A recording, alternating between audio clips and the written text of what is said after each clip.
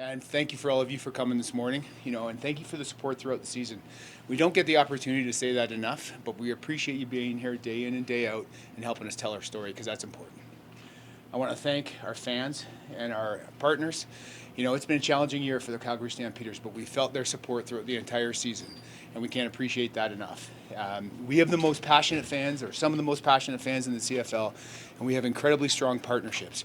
And so to be able to rely on them to be able to do what we do is incredibly important. So we do appreciate that. We are grateful. And I finally want to just thank our players and our coaches. It's been a tough year, and despite all those challenges, they haven't given up and they haven't quit. And that's a testament to their character. And it was great to see the smiles on their faces after getting a win in Regina on Friday. 2024 is behind us, and we're focused on 2025. And what I love about this organization, whether you are a member of this staff, player, coach, or you're a fan from the outside, you have high expectations. 11 wins in the last 2 years is not good enough, and we've got to do something better. So we've been working incredibly hard for the last several weeks to build a plan to give us success in 2025. And we're excited about that plan. We believe in it. The first step of that plan I want to address today is our general manager and head coach, Dave Dickinson. Dave will be our general manager and head coach in 2025. Since he's taken over as head coach, he's got a record of 84 wins, 53 losses, and 1 tie. He's taken us to 3 consecutive Grey Cups, and he's won a championship in 2018. And he's earned the right and the opportunity to turn this around in 2025. And he has our full support. Huff, Dave, and I have worked incredibly hard over the past 3 weeks to build a plan for success in 2025, and we believe in that. And we're excited about it, and change will be coming. I know fans want to see change today, but it's a process and it takes time, and we will get there. The last thing I want to say before we open up to questions is, we have an organization that is committed from our ownership group down to every member of our team to delivering results both on and off the field in 2025. We know we've got a lot of work ahead of us, and we are committed to getting there. Okay, so we'll open it up for some questions. You mentioned a plan. Can you tell us a little bit more about some of those details? Obviously, Dave's staying in this role as part of it, but what else does that include? Well, of course, we're going to evaluate every aspect of our business, specifically from a football plan, from personnel, from coaching, players, all those sorts of things we've evaluated, and we will make those announcements when it's appropriate. And then from a business perspective, we will be talking about those in the future as well. Are you guys going to be more active in free agency, Jay? It seems to me like year after year it was other teams taking Stampeders players. Is it the Stampeders going to look more at that maybe? We will be aggressive in how we build our team for next year.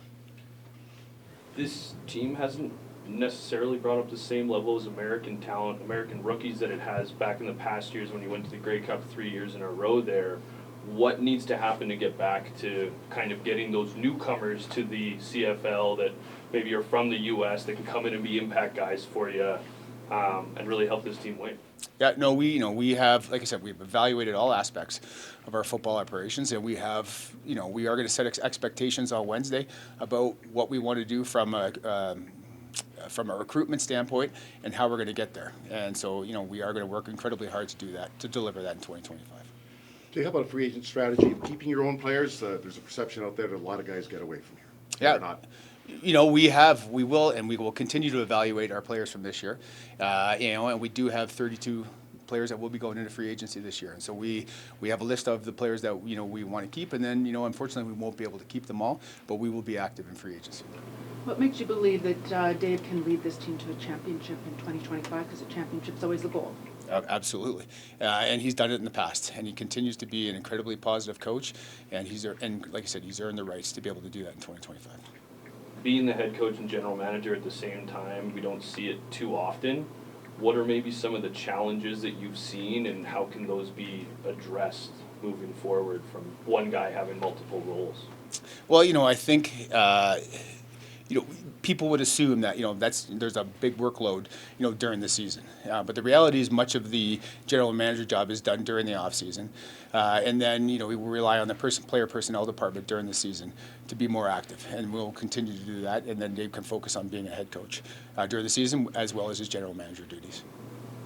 Are you hopeful that the entire coaching staff will be retained? I'm not going to speak to any personnel changes right now. I'm going to leave that up for Dave.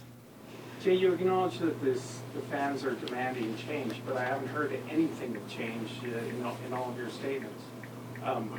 what can you say to appease the fans who are demanding some changes on the field and in the front office?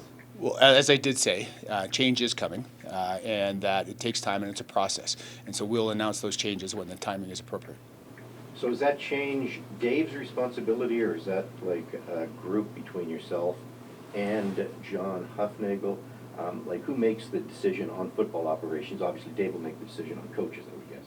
Well, we built the strategy of what we want to achieve for 2025, and we've outlined 6 items, and how we want to get better. And so that was with Huff and Dave and I, and then, Dave, it'll be up to Dave to execute on them. Can you tell us those 6 items? No, I'm not going to Okay. address that today. But Had to ask. good question, of course. This is a football club that's been a model of continuity, does not make big changes. How important is it that, or I guess is what you're announcing today, is this still part of the team's culture, that we're not going to make knee-jerk, you might call it a knee-jerk after the season that you have, but you're not willing to do that?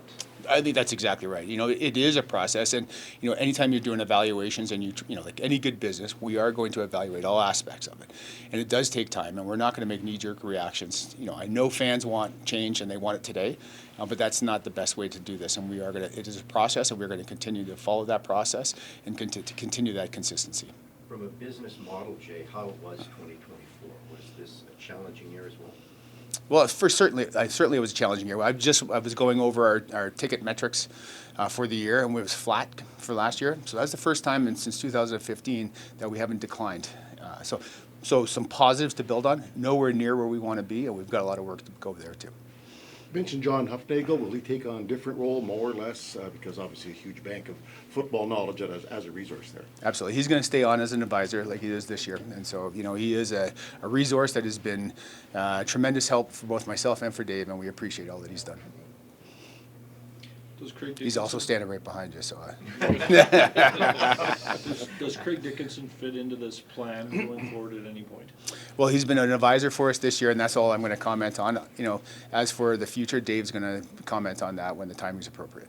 How hard has this season been on a team that's, we'll say even the last 2 seasons, been on a team that's, been towards the top of the league for so long? How hard have these last 2 seasons been on this team? Oh, it's been incredibly hard. We expect to win every time we take the field, and obviously we haven't done that enough over the last 2 years, and we've got to get back to fixing that. And when I can speak for myself. I hate losing more than I like winning because I expect to win, and so losing's been tough. And I know the organization feels that way, from our ownership group right through our players and our business operations, and so we need to fix that.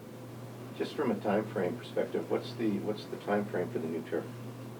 The new turf will be in place for the start of next When season. does it start, though? Do you know? The McMahon Stadium's starting to do preparations in the next few weeks. Yeah. Just way off topic, but Randy Ambrosi announced he's stepping down. Does the organization have a view on that, and just your thoughts on Randy Ambrosi? Yeah, Randy is, certainly a huge ambassador for this league, and has done a good job over some pretty challenging times. So when you look at his tenure, he has been dealing with fires his entire tenure as commissioner, and including the pandemic, which is incredibly hard. So it's I think Randy's a great person, and I think he's done as good a job as he can, and I wish him the best for sure. Being the team president now for a couple of years, what characteristics would be good for the new commissioner? What things are going to be important for that new role?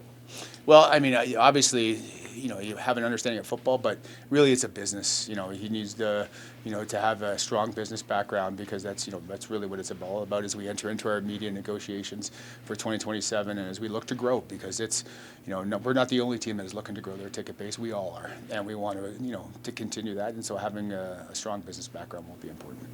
Jay, obviously, you have to report to CSEC. I'm guessing you have full support on the plan moving forward. Yes, we've, Huff and I presented our strategy for 2025 to our ownership group, and we have their full support.